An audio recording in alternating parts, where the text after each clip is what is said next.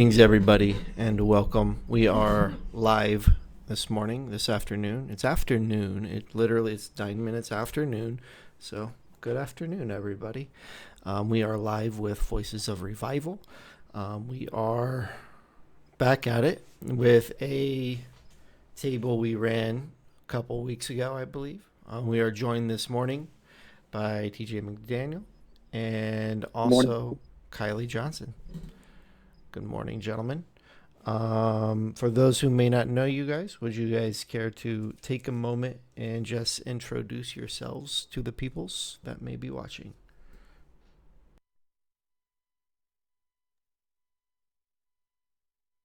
Go ahead, Kylie. Okay, sorry, I was waiting on you.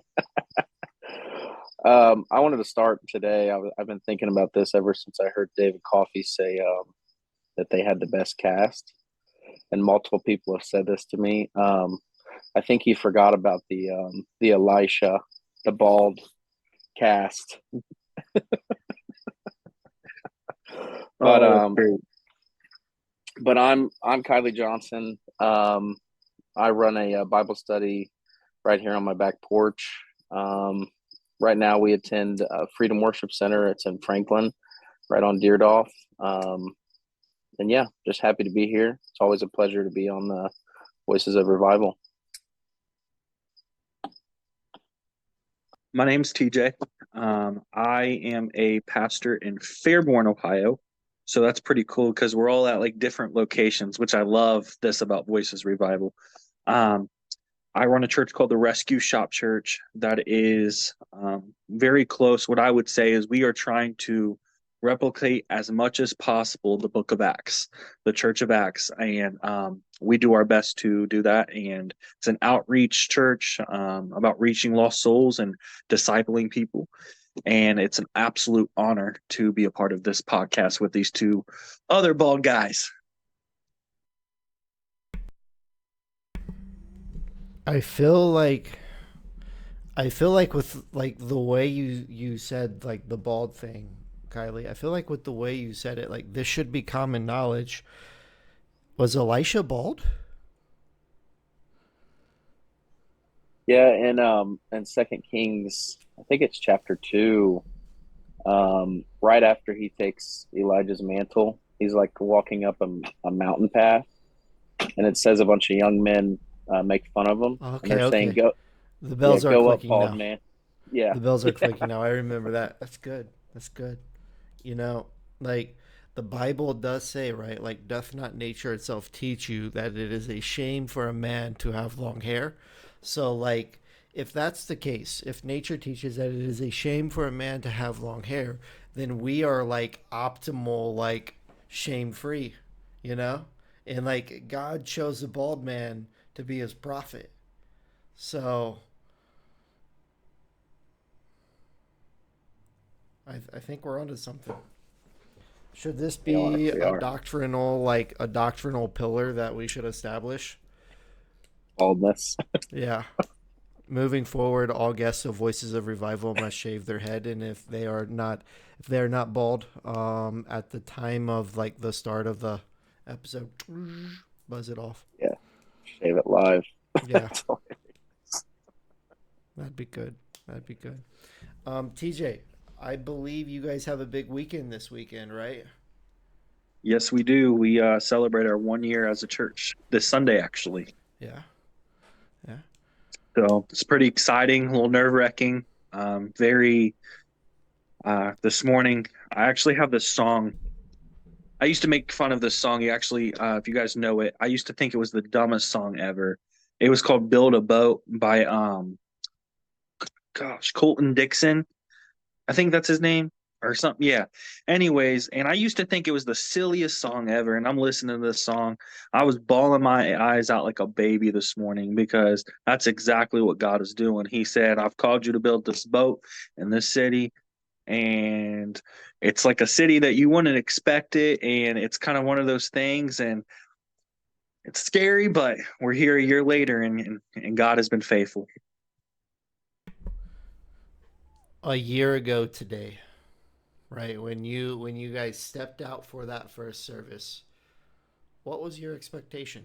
right? Like did you see things are where they are right now? Like what were you thinking in that Mhm. moment when you stepped out? So from day one, me and my wife have believed that God was going to start a great awakening. Still believe that's going to take place, but I did not picture things to be where they are right now. Not even close. The things that have taken place, the stories, just everything, the battles, the spiritual warfare. I mean, everything that has happened in this past year, it is just so, when you're walking in it, it's so crazy.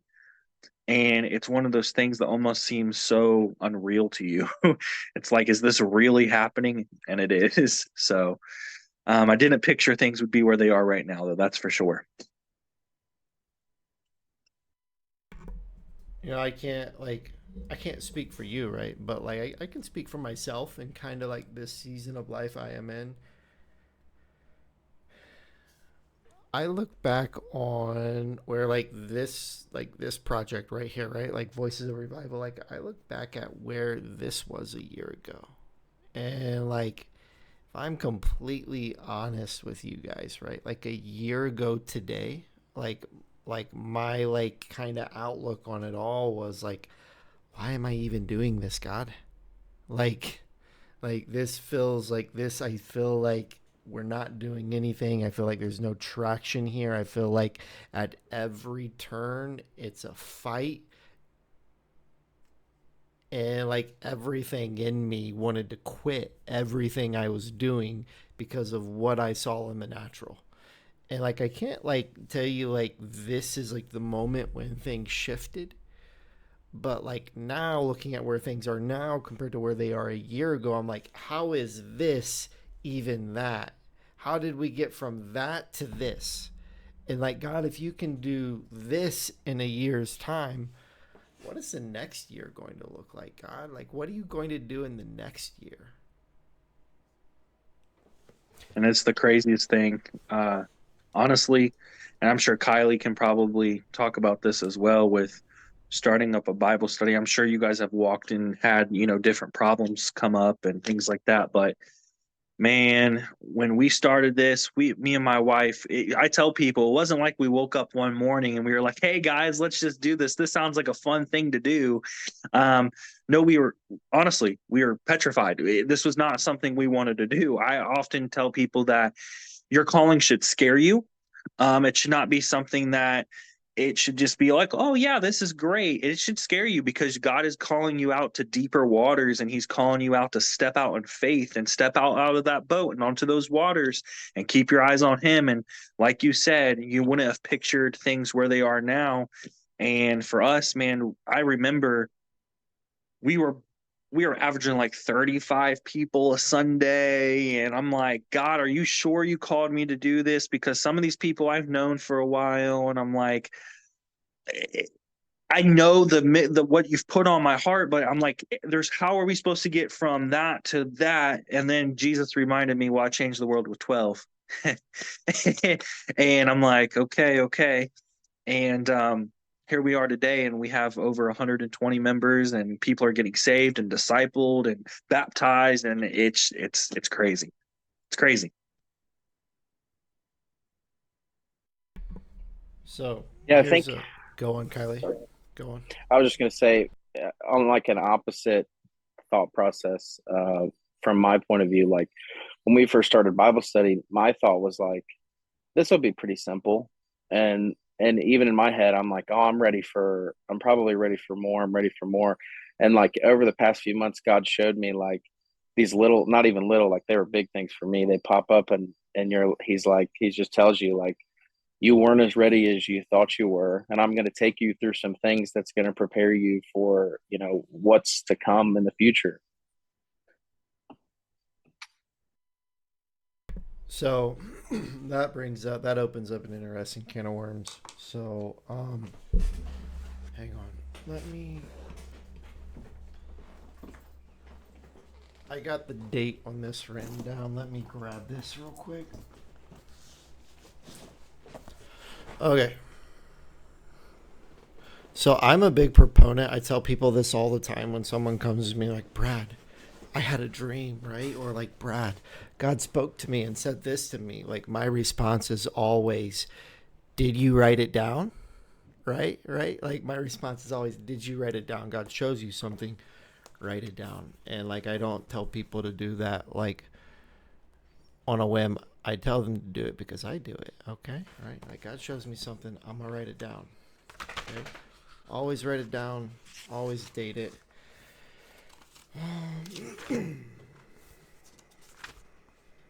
Give me a second.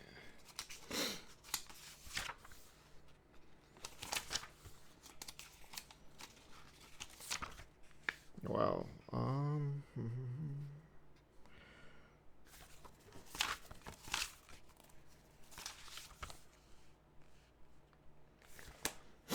Okay, so December 8th of last year, I had a vision, okay? And in this vision, I saw this like crippled lamb that was like void of color, all right? And then I saw the power of God come over this lamb. And this crippled lamb, like I saw like the power of God heal it. And it began to like rise up, right? And as it began to rise up, color came back to it. And like I saw the power of God resting on it, and like it's hard to explain, but it's like the lamb kind of just began to like float into the air or something, right? Something like real trippy. And then like in the darkness that the crippled like colorless lamb was laying in, I saw that darkness begin to like stretch out with like these like black hands, okay? And as these black hands began to stretch out to grab a hold of this lamb that was healed by the power of God, and like color returned to it, and the power of God is resting on it. As these hands reached out to grab it again, I saw the hands just like completely like destroyed as they reached out to grab a hold of the lamb. Because as they reach out and grab a hold of this lamb, it's not the lamb they're grabbing, it's the power of God, right? So when the darkness meets the light, the darkness has no strength, right? And like my understanding in the moment of that vision was basically right, it was basically like my understanding was like the power of God and what the power of God can do for an individual that is in that place of death, right? Now 9 months later, 9, 10 months later, however long it is, I look back on that vision and my understanding's completely different. Like in the moment, I wasn't capable of understanding what God was trying to say to me. Now, months later, I look back and I realize that was a picture of me. Like I was that lamb. Like December, whatever it was, I think December 8th, right? Whenever I had that, like my mentality was like, God, I'm ready for everything. Put the world on the plate in front of me. Let's do this, God. But like there was a healing process that still needed to take place, a healing process that is still going on. Like in that moment, I thought I was ready for everything. And now it's like, okay, God, I understand. Like I have had so many moments in my life where like in like one season, like I think I'm ready to take on the world. And then 9 months later, it's like, whoa, God, I see what you were doing. If you would have put before me what I wanted in that moment, I would not have been ready at all. Thank you, God, for teaching me the things you're teaching me.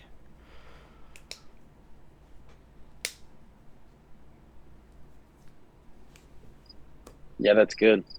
That's good. I would say like even weekly, maybe even like multiple times a week, like just to reciprocate like what you've said, like he teaches you new things and you're just like, sheesh. Like there's so many moments where I'm just like, wow, did not see that coming at all. Even like we were talking earlier, I just got back from a trip. Like even I was thinking at the end of the week, like just because it was such a busy trip, such a busy cruise. There was only moments in the morning usually that I could go up and read the Bible and pray and spend a few minutes with God. And the rest of the day is just like go, go, go, go, go. So by the time I got back, I just felt like, oh man, I just had no time with God. And then as I've kind of like went through today, I've just kind of realized like that's a lesson in itself, like how much a week's time can take away from how I feel when I don't spend time with God. It's so true. It's so true, man. I'm living this. I would say kind of what you were saying, Bradley, like God had to teach you some things. And that has happened in honestly throughout the past year, a little over a year.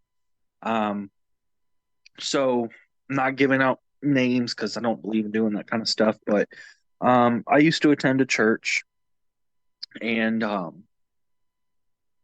it used to be amazing, amazing. And what started to happen was I started to the way the church was ran, I started to become very, how do I say this? My heart was hardened. My heart became hardened. Because I do think, and I will tell you, I do think a lot of Christians, not all, but a lot are filled with judgment. They push people away from God because they look different than them or act different or talk different than them. But what started to happen is I started to feel like my heart had became hardened to people that just looked differently than me. And being saying that I was not judging people, yet I was judging other Christians. And that's what started to happen to me. So what happened was is my heart became hardened. But throughout this past year, I have realized where God has softened my heart, because years ago I would never be able to say this, and it's beautiful. I would join hands with a Pentecostal. I would join hands with a Baptist, a Methodist, non-denominational, no matter who they are, as long as they truly believe Jesus is Lord and believe and teach sound doctrine, I will join hand in hand with them. I will worship with them. I will teach with them. I'll disciple with them. Whatever it is, I will walk hand in hand with them. But years ago, that would not have been me. So I think God's how to prepare my heart and open my heart to be softened and see where I needed work, so that I could be a better leader myself. You know, the topic of locking hands with other believers despite our differences, I think that that is something that on paper, like we would all affirm, like, yeah, I would lock hands with someone across the aisle. But like, really? Like, how many times, like, I want to be careful how I say this, right? Like I hear like this is a sentiment that like I hear everybody echo. But like when push comes to shove and someone that is different is before us, the response of so many is so quickly like no. You know that, have you guys heard that song? It's like break down all the walls of my religion. Like I love that song, but that song irritates me so bad. It irritates me because like every time I hear like someone sing it, it's a real good song. It pops, you know, like it's a banger. So a lot of people sing it, right? So like I hear people sing it and like my heart just kind of breaks. I'm like, really? Do you mean that? Do you mean that? Like, man, with like Voices of Revival, I think we've had like probably close to 50 different guests on the show. And it deeply concerns me because like I don't know if everybody was in the same room, would everybody be accepting of everybody? I don't know if I can confidently say yes, everybody would be accepting of everybody. And I think every single person we've had on would echo the words like, yeah, let's lock together and do this together. But like, do we really mean it? Like the points of division, like what are the applicable points of division that we should divide over? I don't think there's as many as we think there are. And like, it's one thing to acknowledge one thing as a point of division, but another thing that when push comes to shove, we, no thank you. And like, there obviously is a time that we should set walls and barriers, and there are certain things that we shouldn't lock arms with, you know. But the heart of God is like, let's come together and do this together, right? Like, I'm not interested in building the kingdom of man. Like, let's build God's kingdom. And God's kingdom, it doesn't have branding, it doesn't have logos, right? It doesn't have a name, it doesn't have a URL, okay? It doesn't have a social media page. I don't know, guys. Yeah, I think something that TJ said earlier, I think it was when he was announcing himself. He said he's trying to create basically the book of Acts in his church. And I kind of shared with Brad last week. I just kind of started reading through the book of Acts. The beginning of it is where I'm at just in my personal reading time. And as we sit here and talk about, like the points of division and things like that, like when you start to read Acts, they're literally going everywhere, Jew to Gentile. Um, and that's something, even as I sit here, I'm thinking about, like, I know we're talking about points of division between believers, but like something I've struggled with, and I never thought, just because of what kept me out of church for so long, that one of my problems would be like judgment of non-believers. Even when you sit there and you think like you just judge people, and that's become my prayer on multiple occasions. And that's another thing to speak what we were talking about earlier about God teaching us things. Like, there's so many moments where my prayer has become like, God, like, burn that off of me. Like, it's not something I want to have. And it's like I said, it's not something that I thought I would ever have, just because of where I came from and what I've been through the past, 10, 14 years. Um, and it's hard to sit there and remind yourself, like, just a few short months ago, you were the same, and you still are the same exact thing that you're judging. You're never, you never peaked. Brad and I talked about that weeks ago.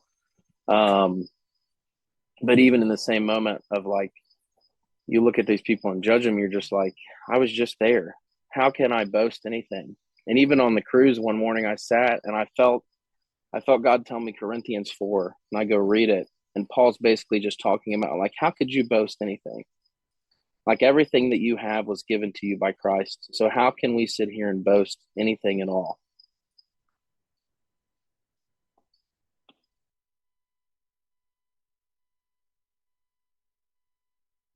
Kylie, you made a comment kind of like self-reflection that I believe this comment, this approach is something that we should all weigh. And I believe that this mentality is a catalyst of us walking in the fullness of everything that God has for us. And if we're incapable of wrestling with this, then it basically becomes a wall that just says like you shall not pass. Like, it's like a you shall not pass moment, okay? Um and that is, God, burn this off of me. Right? You recognize something in your life that you needed God to burn off of you. Right? Like, it is one thing to recognize an issue within like our own heart, but like, once we have recognized that issue, what is our response?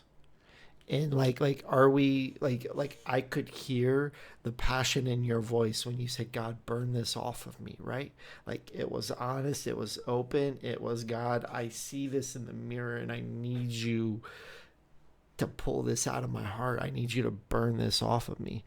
And this is probably me being overly transparent, but like I have one of those things in my life right now that like I'm concerned about when I look in the mirror and I'm like, God, I really need you to burn this off of me. I don't want this in my life. Please change this about my character. And like being completely transparent with you guys, I feel like I'm a very driven person. I'm a very like goal oriented person, right?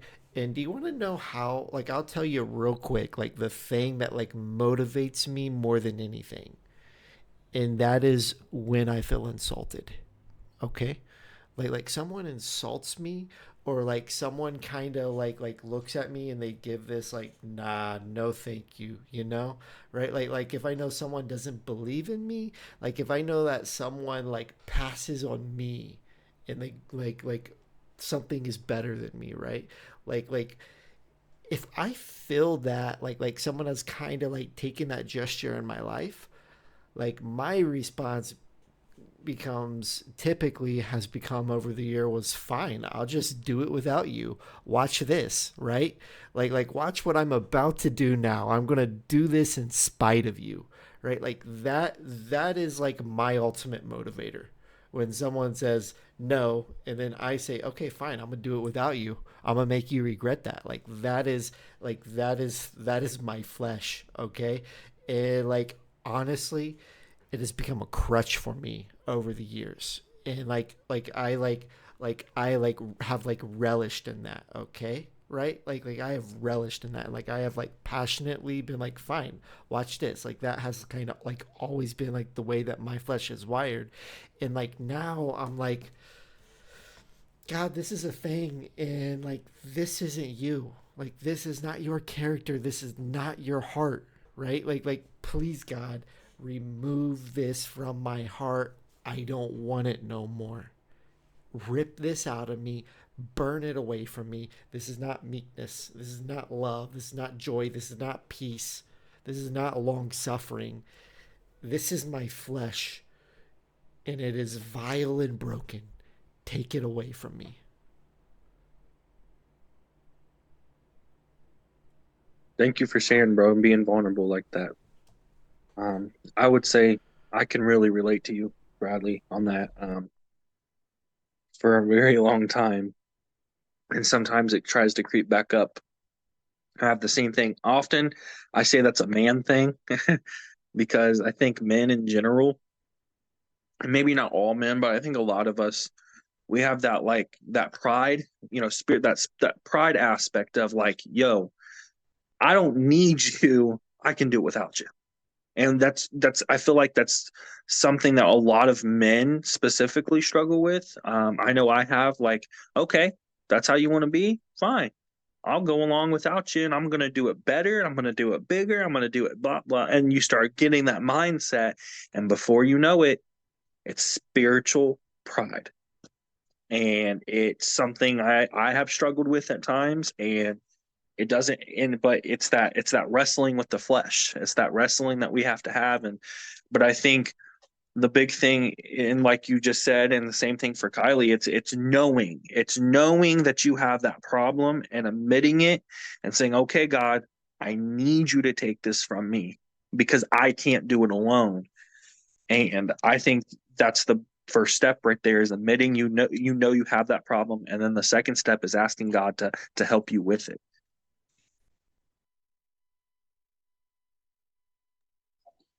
I think another thing that I just, when you said, at times there's things that tend to creep back up. And like we can have, or I can have these moments where I'm like, God, take this from me. And then I go through like weeks or a month where it's like gone. And you're like, wow, I'm not feeling this anymore. And then you do feel it creep back up.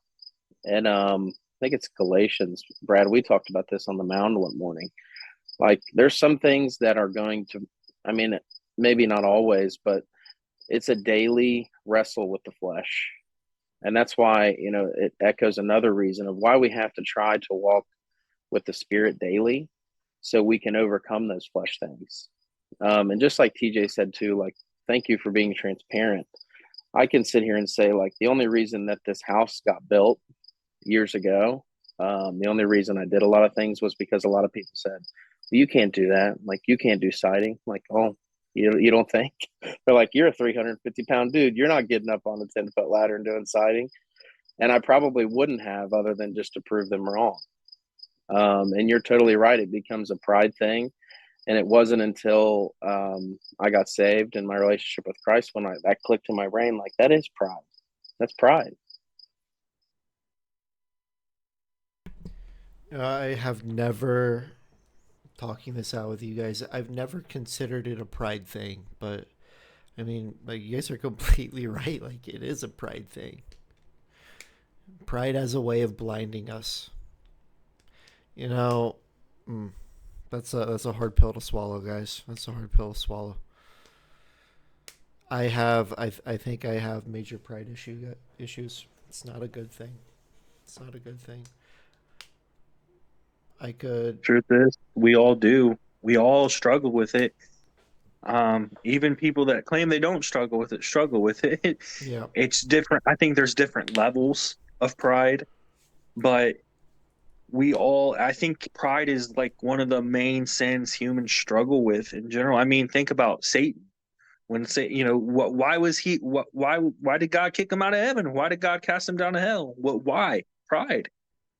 Pride is one of the biggest things I think humans struggle with, and we are the first. We are the. It's from I can do it better than you, or I can do it without you, to thinking that you're better than somebody. To I mean, goes on. It goes on to even like sometimes we sit there, and I know, as at least as me as a man, there's been times where I go, okay, well, God, I should be strong enough to handle this. That's pride. And you don't realize it, but it is. Like, God, I should be strong enough, but I'm not. I need him. That's like denying that you need his presence, that you need his strength, and spiritual pride. It's something that we often struggle with as humans, but we need to ask God to burn it from us.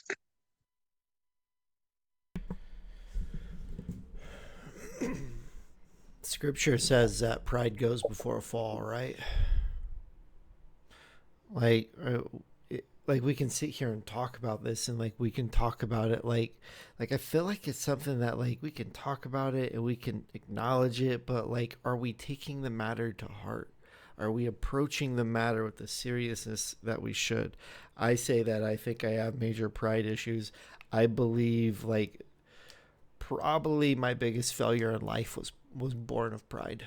I believe it was God teaching me a lesson on pride, and that being, I've shared this before here on the podcast. I think I've probably shared it with Kiley before, TJ. I don't know if I've shared it with you. Um, Probably parts of it, maybe. So years ago, um, I had a pastor that took me under his wing, gave me all the opportunity in the world, and over the course of like multiple years, had ridiculous opportunity, right? Just an immense open door. Okay. Um, that door ends up closing, and in the aftermath of that, some other doors open. Navigated through a couple doors, and but like I had this like drive in me, like, ah, man, like we should be walking in more than what we are, right? And so I stepped out in an endeavor to plant a church, and I failed. Following that failure, there was a weight of shame on me, and for 5 years, I ignored the voice of God. Okay? I believe that that 5 year period was a humbling period from God. Prior to those 5 years, before like the weight of shame and my failure from attempting to plant a church and it not working out, I felt like I deserved to be successful in life and in ministry, right? Like I had been faithful, I had been consistent. When nobody else was faithful, I was faithful, right? Like I was always faithful. God was my like all in all. I had no plan B. I felt like I deserved to be successful, right? Like I wasn't like living in sin. Like I was like all in, no plan B. Felt like I deserved to be successful. Following those 5 years of like ignoring the voice of God in my life, like I came to a moment where like I was like, okay, God, like there's a lot more to it than just like this short synopsis version. But like I came to a moment where I'm like, okay, God, I need you, and if you will take me, I will give you my all again. And in the aftermath of those 5 years of like running from the voice of God, like I can sit here this morning on this call with you guys and say that if God never does anything in my life here further, I've gotten what I deserve. I do not deserve any success in life or ministry. Okay? I don't deserve any. God, there are people that have been more faithful to you than me. And like, did it take me 5 years of failure to come to that point? Like, was those 5 years, was it God breaking me and bringing me to a point where I say, God, I deserve nothing. You are good, and I follow you because you are good. I don't follow you with any strings attached. I follow you just because I want to see your face, God. Like, think about this. This is a humbling question, right? What if God never does anything in our life? Right? Like what if like today like all doors closed and God was like, "Okay, it's just me and you now." Like would we be content with that? We should be. We should be. Honestly, if God never did another thing else, if the only thing Jesus did for us was die on the cross and raise from the dead, that's all he really needed to do. Even if he didn't heal another person, even if we didn't get another blessing, another nothing, even if that's all it was, that really should have been enough, but we always want more. And that's our problem, is we always want more. We get to a step and we think we're going to be fulfilled. And I think you see that a lot with the NFL. I think that's a great thing. You know, Jamar Chase. I know, but we're going to talk about Jamar for a second, okay? If you're following Jamar Chase, you know, he right now nobody knows if he's 100% playing Sunday. And he's waiting on that big check. 140 million. That's insane to even think about. Okay. But it's like, it's not enough. They're already getting paid tons and tons and tons and tons and tons of money, but it's not enough. And that's the same thing with us humans. We may get an iPhone or an Android or Galaxy, but when that new one comes out, the old one is not good enough anymore. We want more. We want what's new. We want what's next, and that's something we struggle with. And you brought up a very good question, Bradley. Many people, including myself, in that I don't know how we would really respond. I feel like I would want to respond like, God, if you do nothing else, I'm okay with that. But I feel like until you walk in that, I don't know if you really know the answer.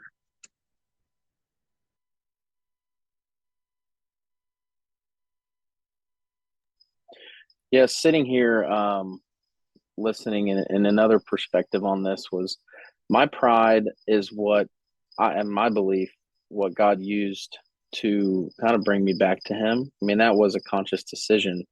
But like when I reached a point where I was like, things weren't going so great when Kiley was steering the ship, you know what I mean? And I reached a point where I'm like, there's some things that I can't get out of. And I had that moment of realization of that where I'm like, I have to give this to God if I'm going to get out of it. And that's when it happened. Like that's when I came back to the Lord, was when my pride got broken.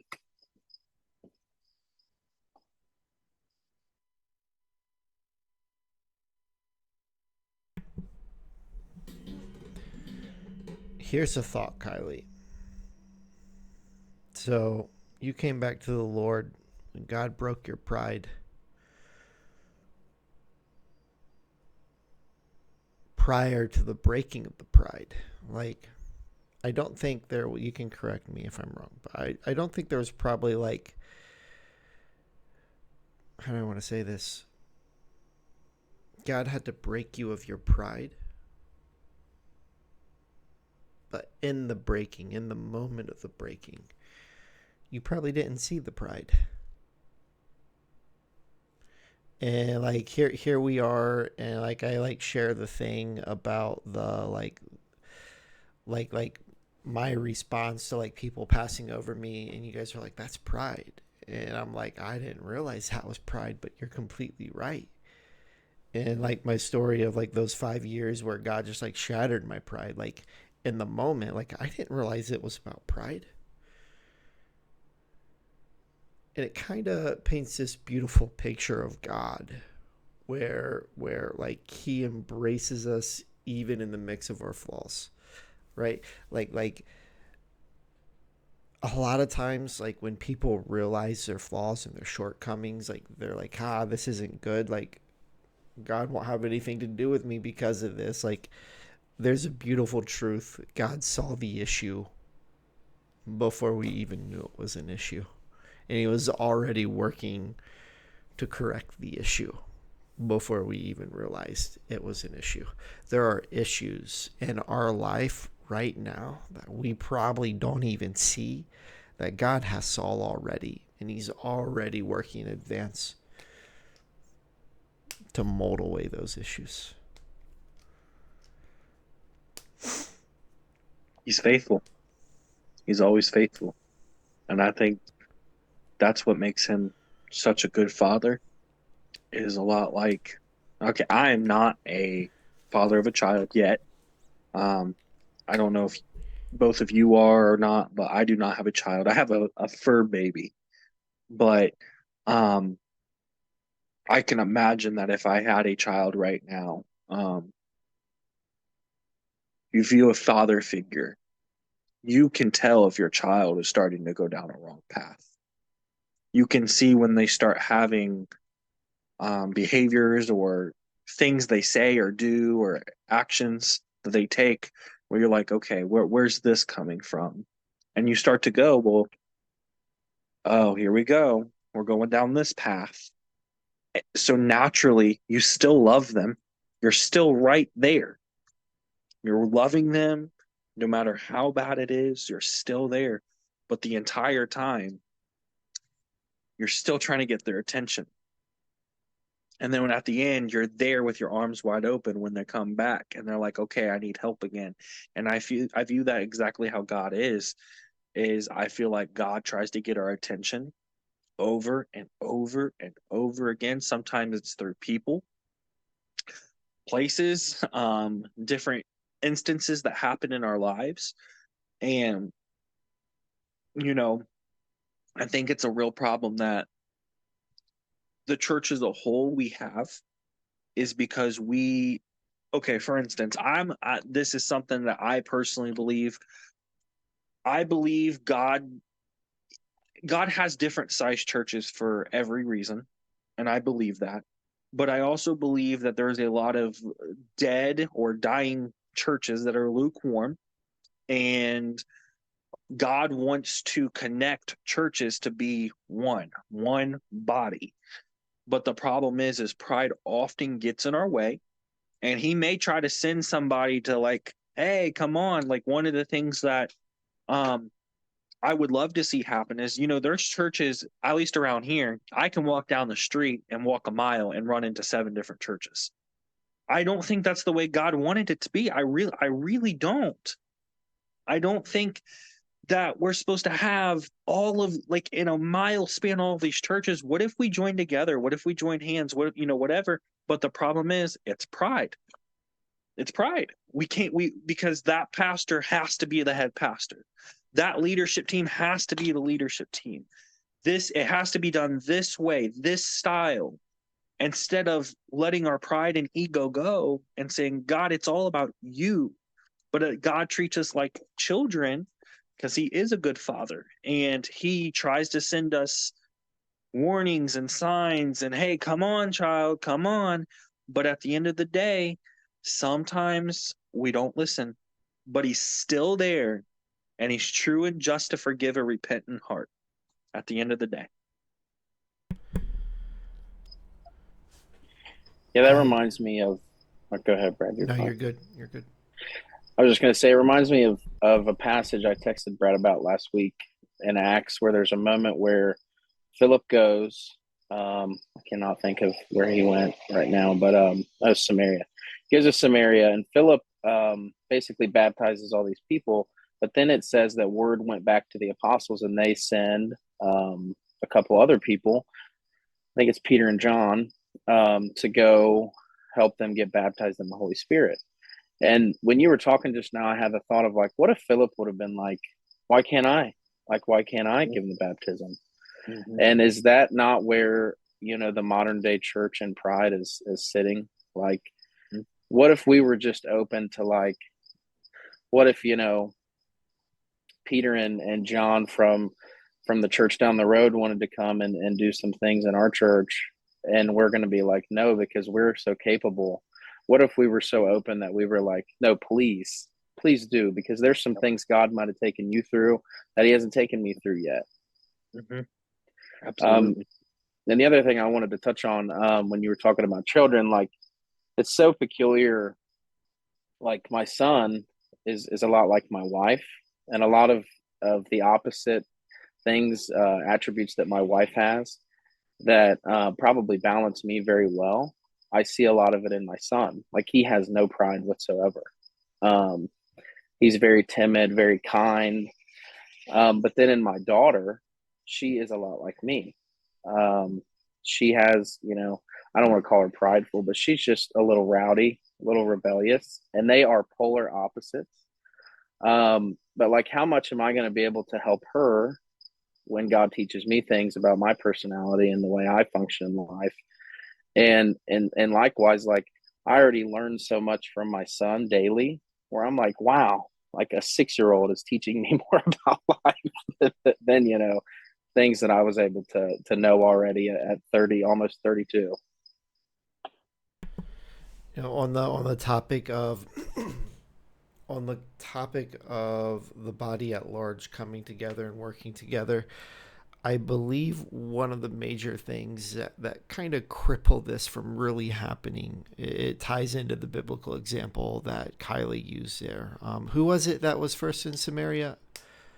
I want to say Philip, but I don't think that's right. Who was it? No, I think it is. I think it is Philip. Was it Philip? Okay, yeah. I trust you on that. Yeah. So Philip is there, right? And he's like baptizing people, the disciples here, and they're like, yo, Peter, you need to go and baptize them in the Holy Spirit.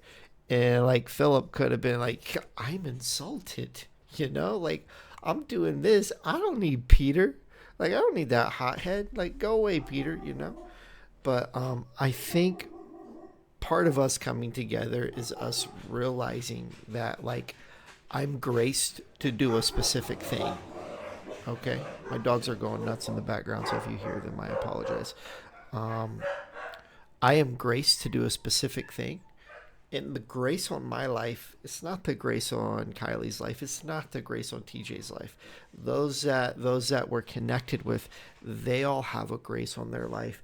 And while there are things we are graced to do, there's probably things that we don't have such of a strong grace in. Okay? An example that comes to mind for me, I know you both were there, and a lot of people watching will know what I'm referring to. The Encounter project that we did. Okay. We did a youth rally. We had, I think, like over 10 different churches represented. We packed out Kingdom Sports Center. Okay. And while we were there, okay, there was an adult that came up to me during the altar service. They're like, hey, Brad, this particular kid, and they pointed him out, they raised their hand for salvation and nobody has gone and prayed with them. Can you go over and pray with them? And my response is, yeah, I can do that. Okay. And if I'm completely transparent with you guys, I'm not always comfortable praying with people in the altar, okay? I don't feel like that is one of my strongest of graces. I can and I will, right? But I don't feel like I'm the most gifted person at doing this, right? And we're here, we've got 10 different churches collected, and we got Keenan with us, okay? And Keenan's guru with that type stuff, okay? And he's got a whole team of people with him that he brought with him specifically for this. So like I'm walking up to this kid and I'm looking around like, yo, where's Keenan? And I see him and like I wave him over to me. I'm like, yo, Keenan, this kid raised his hand for like salvation, pray with him. And then Keenan is just like burnt the house down, okay? Right? Like we need to be able to see, like, God, I acknowledge you have graced me to do certain things, but I also acknowledge there are things in my life that I don't have the grace that others carry, okay? And find someone that compliments you and be like, yo, let's lock arms. I need you. Keenan, get over here and pray with this kid, you know? So, Absolutely. I agree. One of the things that kind of relates to that is so something, um, I mean, it's a biblical view, but something that we've been really teaching is disciples make disciples. And one of the things that we started to do, and God put on my heart. So if I walked into most churches and talked to most followers of Jesus, and I asked them, "Well, have you ever baptized somebody?" The answer is typically no for most people. And if you ask them why, well, I don't know how to, or that's not my job. I've heard that one before. That's not my job. It is your job. It's in the Great Commission. And I think the problem is we often think that only certain people in certain positions can do certain things. And God does not teach us that way. I say that we're not about quieting the sheep. We're about equipping the sheep. We're about empowering the sheep to carry out the will of God in their life. So one of the things that we started to do is I didn't have a raise of hands. We were doing a baptism thing, and I just started calling over members. Hey, come here. I'm going to teach you how to baptize somebody right now. And their face is like, well, I'm like, I'm not joking. And that's exactly what we did. Taught them exactly. They're the one that did the baptism. I walked them through the entire process to make sure they understood and were saying things correctly. But it's just like you said, we're not always equipped to do everything, but we're also, I know that, yeah, I've been called to be the head pastor of this church, but that doesn't mean that I'm called to do everything in the church. And we have to be able to delegate other tasks off to other people, just like Moses. that's such a cool story, calling over other people like, yo, come baptize this. I love that. I love that. That's genius. I love that. I will probably steal that at some point in my life. So there was a Bible study, prayer slash Bible study thing that Kylie and I were doing through the summer months, and there was this one gentleman that had recently got saved, that was like coming and being a part of it, and like I think there's a video of it on social media, so some of you may already know where I'm going with this. Um, we had this prayer and Bible study gathering, right, one Saturday morning, and this guy who had recently gotten saved was there with us, and in the aftermath we're talking, and he's like, hey, I want to be baptized. And my response was, okay, let's go do it. And like I'm kind of like half joking, right? And the guy's like, okay, yeah, let's go. And I'm like, whoa, wait a minute, really? Okay, let's do this. So we went and like baptized this guy.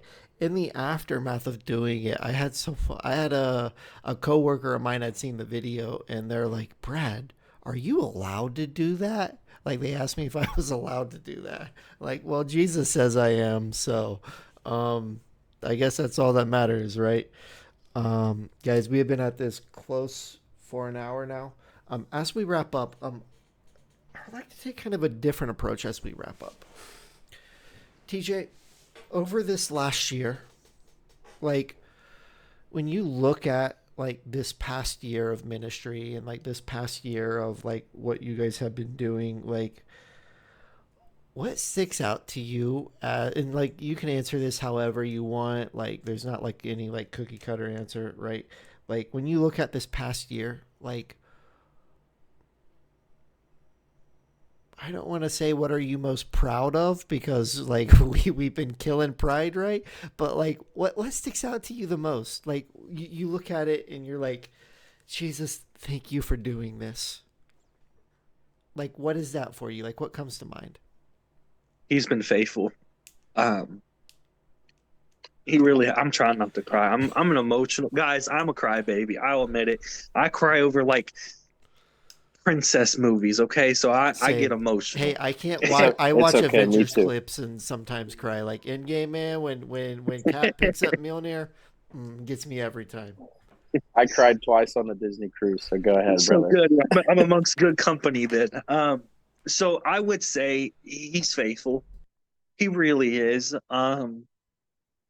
When me and my wife stepped out and then we're like, okay, God, we're going to do this. We didn't have a team of people around us. I know a lot of church plants when they launched, there's a whole planning committee, there's a financial backing of something. We didn't have any of that. It was me, my wife, and God. And we said, okay, we're trusting you, Lord. This is your place. This is your church. These are your people. And we're going to step out and trust this. And there's been a lot of moments where I'm like, you sure, God? Are you sure this is exactly what you want? But he's faithful. I'm going to share this tomorrow. Over the past year, we have seen 100 people say yes to Jesus Christ. 100 people have given their life to Jesus. We have baptized, I believe, like 40. I have the number, I think 48 people we've baptized. People are not just getting saved, but they're growing. They're growing. I'm watching people that months and a year ago or months ago, we started a young adult Bible study, and we actually had our first thing last night. And one of the guys sat on my couch and looked at me. He said, "Thank you." He was like, "For the first time, I'm excited to go to church." He was like, I wake up on Monday mornings and I can't wait to get back to Sunday because I'm excited to be a part of church and to be in the presence of the Lord. So I guess he what I'm trying to say is the Lord's faithful. He put a calling on our lives. He put a vision and a mission on our hearts, and he is faithful to that exact mission and to that vision that he has given us. That doesn't mean it's going the way I thought it would go initially, or that things move as fast as you would want them to in certain areas, but he's been faithful the entire time from the time we said yes to doing this to this very second. He's been faithful. So beautiful. So beautiful. Cannot wait to see what another year brings, good sir. Kylie, TJ, thank you guys for being a part of the cast this morning. Those who watched live with us, thank you. Those watching via replay, thank you. We bless you in the name of Jesus. See y'all next time.